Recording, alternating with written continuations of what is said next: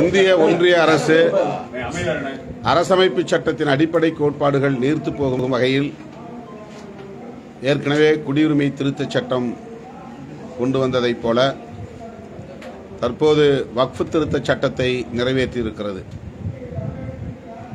இது இஸ்லாமியர்களுக்கு எதிரான தாக்குதல் என்பதை விட அரசமைப்பு சட்டத்திற்கு எதிரான தாக்குதல் என்பதை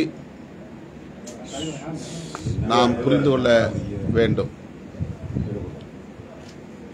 பாஜக, RSS உள்ளிட்ட சங் பரிவார்களின் செயல் திட்டத்தில் அரசமைப்பு சட்டத்தை வலுவிழக்க செய்ய வேண்டும் என்பதும் ஒரு அங்கமாகும்.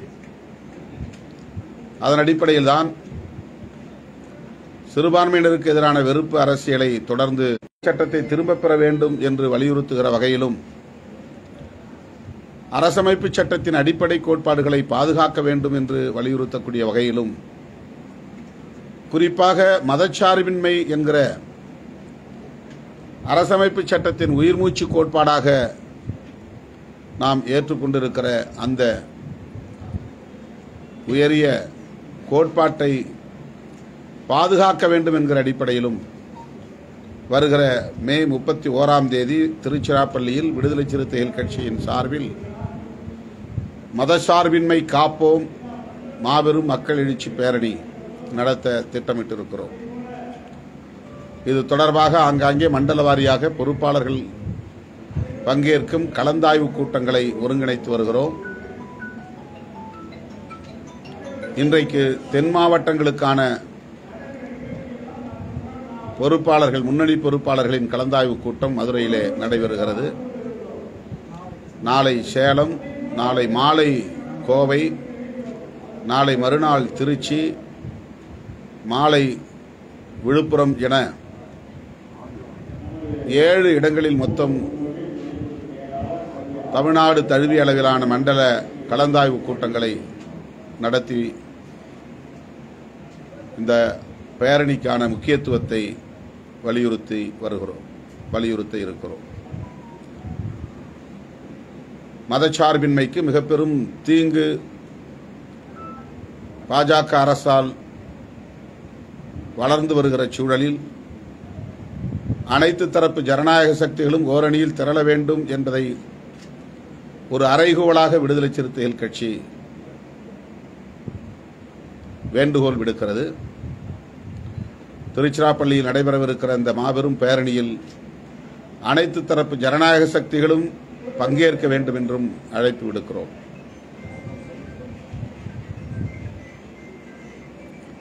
சாதிவாரி அடிப்படையில் மக்கள் தொகை கணக்கெடுப்பு நடத்த பாஜகவின் அமைச்சரவையில் முடிவெடுக்கப்பட்டது. ஆனால் அந்த கணக்கெடுப்பு எப்போது நடத்தப்படும் என்பதை பிரதமர் அறிவிக்கவில்லை. மக்கள் தொகை கணக்கெடுப்பின் போதுதான் சாதிவாரி அடிப்படையிலும் கணக்கெடுப்பை நடத்த முடியும் என்பதை நாம் அறிவோம். 2021ஆம் ஆண்டு நடைபெற்றிருக்க வேண்டிய மக்கள் தொகை கணக்கெடுப்பு கொரோனாவால் தள்ளி போனது. உடனடியாக அந்த மக்கள் தொகை கணக்கெடுப்பை எடுக்கப் போகிறார்களா அல்லது 10 ஆண்டுகளுக்கு ஒருமுறை என்கிற வரையறையின்படி 21 முடியாதது என்கிற நிலையில் 31 எடுக்கப் போகிறார்களா என்ற கேள்வி எழுகிறது. 2031 மக்கள் தொகை கணக்கெடுப்பு நடத்துகிற போது பாஜக ஆட்சியில் இருக்குமா என்கிற கேள்வி எழுகிறது. 2029 அவர்களின் ஆட்சி காலம், இந்த 5 ஆண்டு காலம் நிறைவடைய இருக்கிறது. ஆகவே மக்கள் தொகை ஜாதிவாரி அடிப்படையிலே மேற்கொள்ளப்படும் என்று சொல்லியிருப்பது பீகார் தேர்தலுக்கான ஒரு கண் துடைப்பு என்றுதான் கருத வேண்டியிருக்கிறது.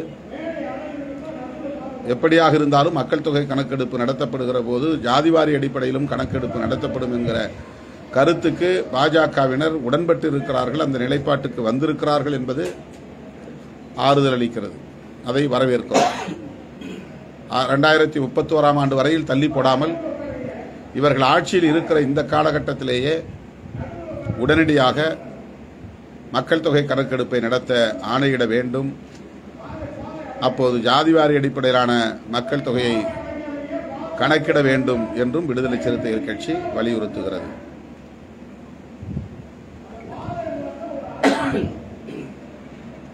புதுக்கோட்டை மாவட்டம் வடகாடு என்னும் கிராமத்தில் அடைக்கலம் காத்த ஐயனார் திருக்கோயில் ஆதிதிராவிடர் மக்கள் வழிபடும் ஒரு திருக்கோயிலாகும். அந்த கோயில் தொடர்பாக நீதிமன்றத்திலே வழக்கு நடந்தது. ஆதிதிராவிடர் சமூகத்திற்கு ஆதரவாக தீர்ப்பு வழங்கப்பட்டும் கூட காவல்துறையினர் அந்த கோவிலில் வழிபாடு செய்வதற்கும் அங்கே உள்ள இடத்தை பயன்படுத்திக் கொள்வதற்கும் விடாமல் மொத்தத்திலே தடை விதித்து வைத்திருக்கிறார்கள். இதனால் ஏற்பட்ட இரண்டு சமூகங்களுக்கு இடையிலான இடைவெளிதான் ஒரு பகையாக உருவெடுத்திருக்கிறது. அண்மையிலே நடந்த முத்துமாரியம்மன் திருக்கோவில் தேரோட்ட திருவிழாவில் அந்த விழாவிலே பங்கேற்க சென்ற தலித்துகளை தாக்கியிருக்கிறார்கள், ஊருக்குள் புகுந்து தாக்குதல் நடத்தியிருக்கிறார்கள். அதிலே பாதிக்கப்பட்ட தலித்துகள் மீதும் வழக்கு தொடுத்திருப்பது அதிர்ச்சி அளிக்கிறது. காவல்துறை திரும்ப திரும்ப பாதிக்கப்பட்டவர்களையே ஒடுக்குவதில் குறியாக இருக்கிறது என்பது வேதனை அளிக்கிறது. கோவில் தொடர்பான ஒரு வழக்குதான் இந்த பிரச்சனைக்கு பின்னணி காரணமாக இருக்கிறது என்பதை மூடி மறைத்துவிட்டு இரண்டு தரப்பை சார்ந்த இளைஞர்கள் குடிபோதையில் அடித்துக் கொண்டார்கள், அதனுடைய விளைவாகத்தான் ஊருக்குள் புகுந்து தாக்குதல் நடத்தியிருக்கிறார்கள் என்று நியாயப்படுத்துகிறது காவல்துறை. எது பின்னணி காரணமாக இருந்தாலும் ஒரு குடியிருப்புக்குள்ளே புகுந்து தாக்குதல் நடத்துவது எந்த வகையில் ஏற்புடையதாக இருக்க முடியும்? ஆக அவர்கள் மீது வழக்கு தொடுத்தவர்கள் பேலன்ஸ் செய்கிறோம் என்கிற பெயரில் பாதிக்கப்பட்ட தலித்து இளைஞர்கள் மீதும் வழக்கு தொடுத்து அவர்களையும் 5 பேரை கைது செய்து ரிமாண்ட் செய்திருப்பது வன்மையான கண்டனத்திற்குரியது. அவர்கள் மீதான பொய் வழக்குகளை திரும்பப் பெற வேண்டும், அவர்களை விடுவிக்க வேண்டும் என்று வலியுறுத்துகிறோம். இந்த கோரிக்கைகளை வலியுறுத்தி இன்றைக்கு நடைபெறுவதாக இருந்த எனது தலைமையில் நடைபெறுவதாக இருந்த ஆர்ப்பாட்டத்திற்கு காவல்துறை அனுமதி மறுத்துவிட்டது. கேட்டால் தாக்கியவர்களும் போராட்டம் நடத்த அனுமதி கேட்கிறார்கள் என்று காவல்துறை சொல்லுவது வினோதமாக இருக்கிறது. பாதிக்கப்பட்டவர்கள் போராட்டம் நடத்துவதற்கும் தாக்குதல் நடத்தியவர்கள் போராட்டம் நடத்துவதற்கும் வேறுபாடு இல்லையா என்ற கேள்வி எழுகிறது. எனவே மதுரை உயர்நீதிமன்ற கிளையில் அப்போராட்டத்தை நடத்துவதற்கு அனுமதி கோரி விடுதலை சிறுத்தைகள் கட்சியின் சார்பில் வழக்கு தொடுத்திருக்கிறோம். அந்த வழக்கு விரைவில் விசாரணைக்கு வர இருக்கிறது. பொள்ளாச்சி வழக்குல 9 பேரும் குற்றவாளிகள் சொல்லியிருக்காங்க சார். அதை பத்தி உங்களுடைய குற்றவாளிகள் என்ற தகவல் ஆறுதலை தருவதாக இருக்கிறது. ஆனால் அவர்களுக்கு என்ன தண்டனை வழங்கப் போகிறார்கள் என்பது இன்னும் சில மணி நேரங்களில் நமக்கு தெரிய வரும். இந்தியாவிலேயே இப்படி ஒரு கூட்டு பாலியல் வன்புணர்வு குற்றம் வேறெங்கும் நடந்திருக்காது என்கிற அளவுக்கு மிக மோசமான பாலியல் வல்லுறவு சம்பவம் பொள்ளாச்சியிலே நடந்தேறி இருக்கிறது.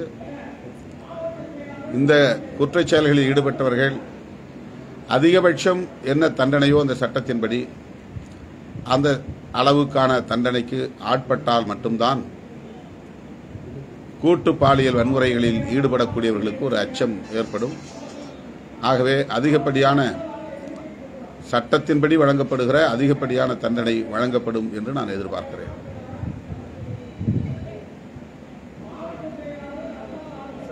சாகும் வரை ஆயுள் தண்டனை கொடுக்கணும்னு சொல்றாங்க. அதான் உச்சபட்ச தண்டனை. அரசு தரப்பு வழக்கு இந்த தண்டனை போதுமானதானா சார்? அந்த குற்றவாளிகள் என்ன தண்டனை அறிவிக்கல. அரசு தரப்புல இருந்து இந்த தண்டனை கொடுக்கணும். ஒவ்வொரு குற்றச் செயல்களுக்கும் அந்த செக்ஷன் பிரகாரம் தான் மேக்சிமம் என்ன பனிஷ்மெண்ட்டோ அந்த பனிஷ்மெண்ட் தருவாங்க. இதில் பெரும்பாலும் ரிகரஸ் இம்ப்ரிசன்மெண்ட் சொல்லுவாங்க, கடும் காவல் தண்டனைன்னு.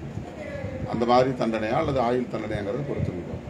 இந்திய பாகிஸ்தான் போர் விவகாரத்தில் 3வது ஒரு நாடு இது போர் நிறுத்தம் வந்துருச்சுன்னு சொல்லி பிரதமர் ட்ரம்ப் அறிவிக்கிற அளவுக்கு இருக்குது. ஆனால் நம்மளுடைய பாலிசி இந்த பிரச்சனைகளும் 3வது நாடு தலையிடக்கூடாதுன்றத காஷ்மீர் விவகாரத்தை பொறுத்தளவு. இப்போ ட்ரம்ப் அறிவிச்சதும் பிரதமர் அறிவிக்கிறாரு. இப்போ நம்ம வெளி அழுத்தத்துக்கு ஆளாகி இருக்கணுமா அப்படின்றதான் இது ஒரு கேள்வி வருது. பிரதமர் முதல் அறிவிக்க வேண்டிய ஒரு விஷயம். ஏற்கனவே இது குறித்து நான் எனது அதிர்ச்சியை வெளிப்படுத்தியிருந்தேன். ட்ரம்ப் அவர்களுடைய அறிவிப்பு வெளியானதும் இதில் ட்ரம்ப் அவர்கள் அறிவிப்பதற்கு என்ன இருக்கிறது, ஏன் இந்திய அரசோ அல்லது பாகிஸ்தான் அரசோ இருதரப்பு நாங்கள் பேசி முடிவெடுத்திருக்கிறோம், இனி போர் இருக்காது என்று அறிவிக்கவில்லை என்ற கேள்வியை உடனடியாக நான் பதிவு செய்தேன், எழுப்பினேன். இப்போதும் அந்த கேள்வி எழுப்ப கடமைப்பட்டிருக்கிறோம். அமெரிக்கா போன்ற நாடுகள் தலையீடு செய்யக்கூடாது என்று நாம் சொல்லவில்லை. இரண்டு தரப்பு மோதிக்கொள்கிற போது மூன்றாவது ஒரு தரப்பு தலையிட்டு சமரசம் பேசுவது என்பது தேவையான ஒன்றுதான். ஆனால் எல்லாவற்றையும் தீர்மானிக்கிற சக்தி அமெரிக்கா என்பதை போன்ற ஒரு தோற்றம் உருவாகிறது. நம்முடைய பிரதமரோ அல்லது பாதுகாப்புத்துறை அமைச்சரோ அல்லது பாதுகாப்புத்துறையை சார்ந்த உயர் அதிகாரிகளோ அறிவிக்காமல் அமெரிக்க அதிபர் டொனால்டு ட்ரம்ப் அவர்கள் அறிவித்திருக்கிறார் என்பது இந்திய ஒன்றிய அரசு அமெரிக்க ஏகாதிபத்தியத்தை சார்ந்து இருக்கிறது அல்லது கட்டுண்டு கிடக்கிறது என்பதை உணர்த்துவதாக இருக்கிறது. அப்படி ஒரு தோற்றம் உருவாகிறது. இதற்கு பிரதமர் தான் விளக்கம் சொல்ல வேண்டும்.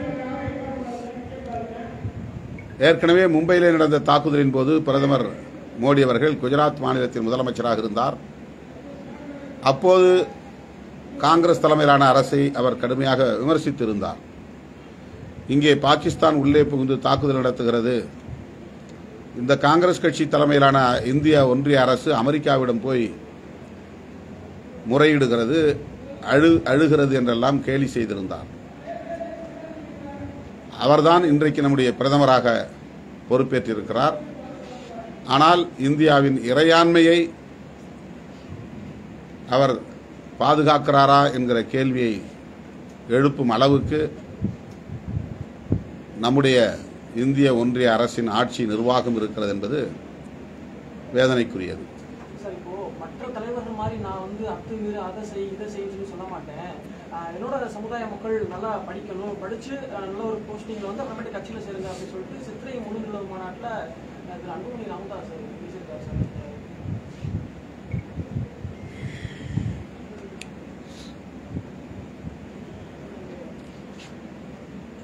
கல்லெடுத்து அடியுங்கள், மரத்தை வெட்டி போடுங்கள் என்று சொன்ன நிலை மாறி இப்போது கல்வியை முன்னிறுத்தி எல்லோரும் படியுங்கள் என்று சொல்ல முன்வந்திருக்கிறார்கள் என்பது மகிழ்ச்சி அளிக்கிறது. அந்த பண்பு மாற்றம் வரவேற்கக்கூடிய ஒன்று. விடுதலை சிறுத்தைகள் கட்சி அடங்கமறு, அத்துமீறு, திமிரி எழு, திருப்பி அடி என்று சொல்லியிருக்கிற முழக்கம் சாதி அடிப்படையில் சொல்லப்பட்ட முழக்கம் அல்ல. ஒடுக்குமுறைகளுக்கு எதிராக, ஆதிக்கத்திற்கு எதிராக போர்க்குணத்தோடு வெகுண்டெழ வேண்டும். காவல்துறையாக இருந்தாலும் சரி அல்லது அதிகார வர்க்கமாக இருந்தாலும் சரி, ஐஏஎஸ் ஐபிஎஸ் போன்ற உயர் அதிகார வர்க்கங்கள் யாராக இருந்தாலும் சரி, அவர்கள் வழக்கு தொடுக்கிறார்கள் அல்லது ஒடுக்குகிறார்கள் என்பதற்காக அஞ்சி முடங்கிவிட வேண்டாம். அந்த அடக்குமுறைக்கு எதிராக அடங்கு மறு என்ற முழக்கத்தை விடுதலை சிறுத்தைகள் கட்சி 1990களின் தொடக்கத்தில் முன்வைத்தது. மதுரையிலே நடைபெற்ற பேரணியின் போது காவல்துறை மிக மோசமான தாக்குதலை நடத்தி ஏராளமானவர்களுக்கு இரத்த காயம் ஏற்பட்ட போது காவல்துறையின் ஒடுக்குமுறைக்கு எதிராக நான் முன்மொழிந்த முழக்கம் அது. அது ஒரு சாதிக்கு எதிராகவோ ஒரு சாதிக்கு ஆதரவாகவோ முன்வைக்கப்பட்டதல்ல. இது ஒரு உலகளாவிய முழக்கம். எந்த நாட்டுக்கும் பொருந்தும், எந்த மொழி இனத்துக்கும் பொருந்தும், பாலினத்துக்கும் பொருந்தும். ஒடுக்குமுறைக்கு உள்ளாகிறவர்கள் அஞ்சி ஒடுங்கிவிடக்கூடாது. ஆதிக்கத்தை, ஒடுக்குமுறையை, சுரண்டலை எதிர்க்க வேண்டும் என்கிற பரந்த பார்வையுடன் சொல்லப்பட்ட ஒரு முழக்கம். விடுதலை சிறுத்தைகள் கட்சி எப்போதும் சாதி அடிப்படையில் எந்த அரசியலையும் முன்வைத்ததில்லை. ஒரு குறிப்பிட்ட சாதிக்கு எதிரான வெறுப்பு அரசியலை பேசியதில்லை. எனவே அடங்க மறு, அத்து மீறு, திமிரி எழு, திருப்பி அடி என்பது ஒடுக்குமுறைக்கு உள்ளாகும் அனைத்து தரப்பினருக்கும் பொருந்துகிற முழக்கம். பட்டியலின மக்களுக்குமே வந்து 2% இடஒதுக்கீடு உயர்த்தி வழங்கணும் அப்படின்னு சொல்லிட்டு அந்த ஒரு பேச்சையும் வந்து அமராசி முதல் முறையாக அவர் இன்னொரு சமூகத்திற்கு இடஒதுக்கீடு கொடுங்கள் என்று சொல்லுகிற ஒரு கோரிக்கையை வைத்திருக்கிறார்கள். எப்போதும் அவர்கள் அந்த மாதிரி கருத்து பேசியதில்லை. ஆனால் மக்கள் தொகை அடிப்படையில் ப்ரொபோர்ஷனேட் பேசிஸ் விகிதாச்சார அடிப்படையில் தான் இடஒதுக்கீட்டை உயர்த்த வேண்டும் என்ற கோரிக்கையை வைக்க வேண்டும். பரிதாபத்தின் அடிப்படையில் ஏதோ 1%, 2% உயர்த்தி கொடுங்கள் என்று கேட்பதல்ல சமூக நீதி கோரிக்கை. ஒடுக்கப்பட்ட மக்கள் 23% மேலாக இருக்கிறார்கள் என்கிற நிலையில் 19%இலிருந்து 23% உயர்த்துங்கள் என்ற கோரிக்கை தான் நியாயமானது. ஆனால் அவர்கள்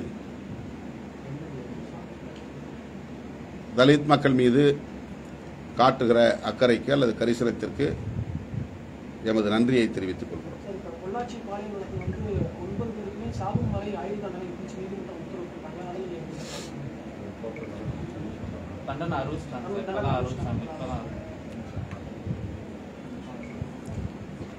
பொள்ளாச்சி பாலியல் வல்லுறவு வழக்கில் அளிக்கப்பட்டிருக்கிற தீர்ப்பு கொடும் காயத்திற்கு இடப்பட்ட மாமருந்தாக இருக்கிறது. இதுபோன்ற பாலியல் கூட்டு வன்புணர்வு என்பது இனி தமிழகத்தில் மட்டுமல்ல இந்தியாவில் எங்கும் நடந்தேறக்கூடாது என்கிற ஒரு அச்சுறுத்தலை தருவதாக இந்த தீர்ப்பு அமைந்திருக்கிறது.